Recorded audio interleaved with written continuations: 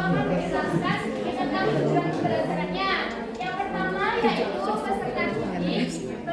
Dari sebentar ya. Peserta didik mampu menjelaskan tentang gerakan pembaruan Islam di Indonesia. Yang kedua, peserta didik itu dapat mengidentifikasi ciri-ciri gerakan pembaruan serta tokohnya. Terus yang ketiga, peserta didik mengenal tokoh serta organisasi Islam yang lahir dari gerakan tersebut. Terus yang keempat, peserta didik dapat meneladani semangat pembaruan dalam kehidupan sehari-hari. Nah, yang yaitu pengaruh dalam pembaruan Islam di Indonesia. Ada yang tahu pembaruan itu apa? Semoga beritahuan.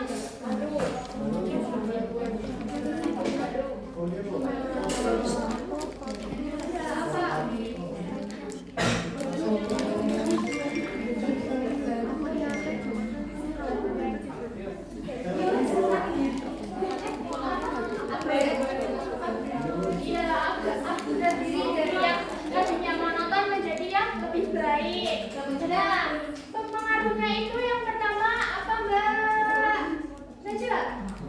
Nah, pendidikan. Pendidikan itu contohnya pendirian madrasah modern, kurikulum integral dan sekolah Islam terpadu. Jadi pendidikan itu memfasilitasi dalam pembaruan Islam di Indonesia. Seperti sekolah-sekolah banyak sekolah-sekolah di banyak sekolah-sekolah seperti Muhammadiyah itu kan banyak yang mendirikan seperti itu. Nah, yang kedua Mbak, apa itu? Nah, organisasi kemasyarakatan Islam itu contohnya punya ormas Islam besar. Muhammadiyah lagu juga fikih itu gerakan sosial. Jadi ini tuh untuk mendukung, berarti membantu. Seperti di desa itu ada apa ya? Desa itu ada acara. Nah itu yang ormas-ormas tersebut yang bisa membantu. Yang ketiga, pemikiran dan ideologi. Nah contohnya reformisme Islam istihad, kemajuan peradaban, persatuan umat, Wahabiyah dan Islamisme.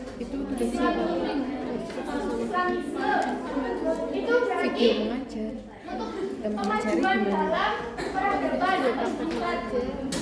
Terus yang keempat yaitu politik dan negara. Contohnya itu peran Partai Islam, Pancasila, Jakarta, terus partisipasi politik kedaulatan bangsa. Jadi ini tuh dampaknya pada untuk politik dan di negara dan bernegara di Indonesia gitu.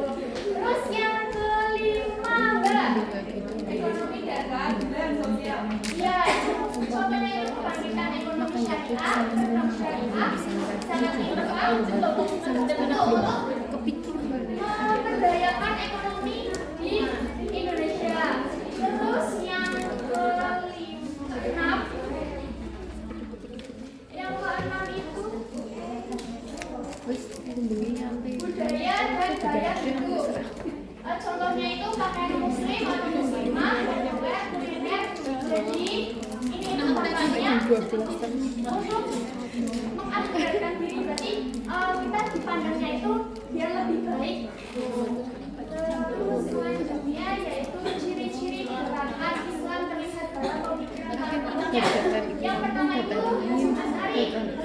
Asari itu mengembangkan pendidikan pesantren dengan tetap berpegang pada Al-Quran dan hadis. Yang mendirikan pondok pesantren Jombang, tahu kan? Nah, terus yang kedua itu Ahmad Dahlan menekankan pembaruan pendidikan dan pemurnian ajaran Islam. Ini yang pendirinya Muhammadiyah, ya betul?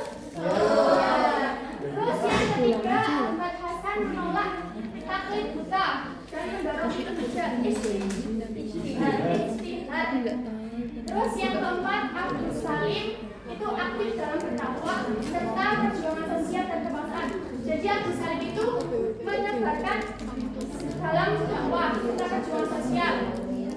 Gitu.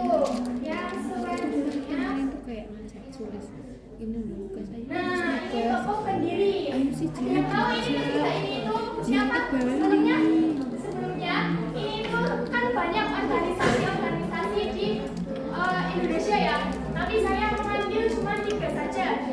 Nahdlatul Ulama, Muhammadiyah, dan Yang pas kemarin Al-Irsyad Islamiyah. Yang biasa, yang besar. Terus yang pertama, ada yang tahu ini siapa?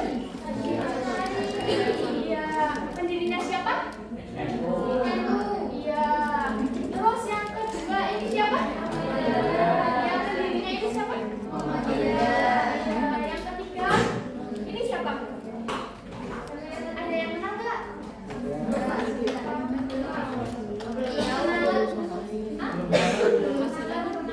Ini itu Ahmad Suparti. Iya, Ahmad Suparti. Ahmad Suparti. Nah, ini itu pendirinya siapa?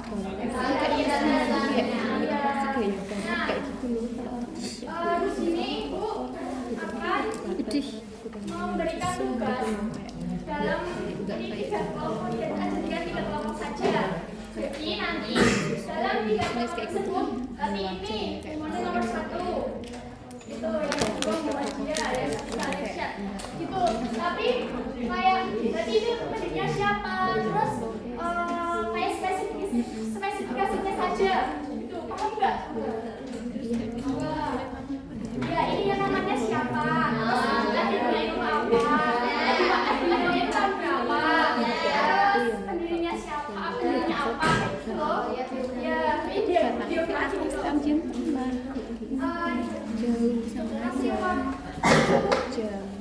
ini kelompok 2 ya.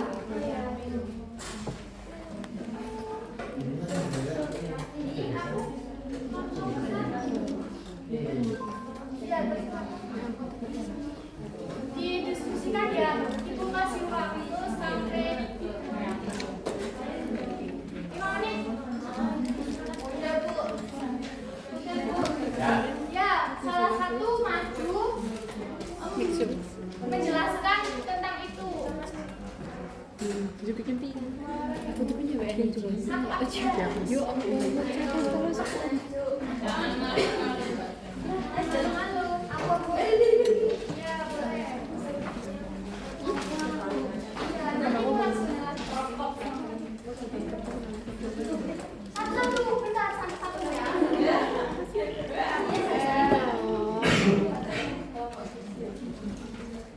Ahmad Surkandi atau Ahmad Surkandi lahir di Sudan pada tahun 1875 dan datang ke Indonesia untuk berdakwah serta mengajar. Beliau dikenal sebagai pendiri Al-Irsyad Al-Islamiyah pada tahun 1914. Beliau berperan penting dalam gerakan pembaruan Islam dengan mengajak umat kembali kepada Al-Quran dan hadis. Nah ini itu mana Mbak? Yang mana? Yang ini Bu. Ya, itu namanya siapa? Syekh Ahmad Suparti Al-Ansori. Iya, terima kasih. Selanjutnya tepuk tangan. Ya, enggak maju.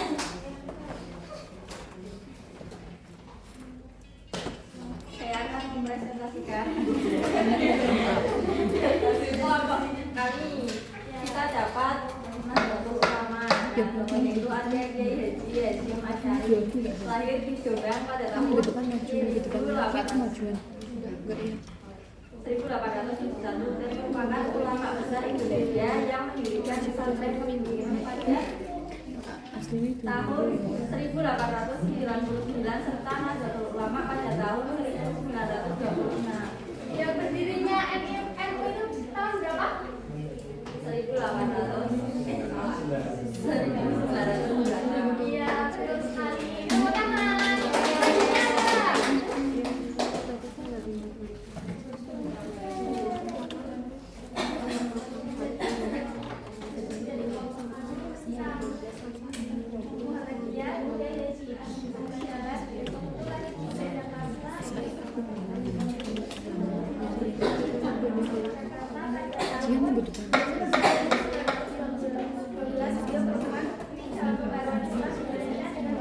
Oke,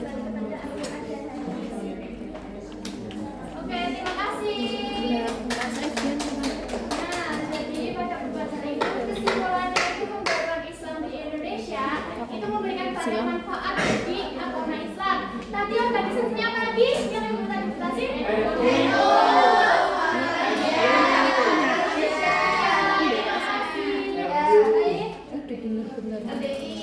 Bisa masih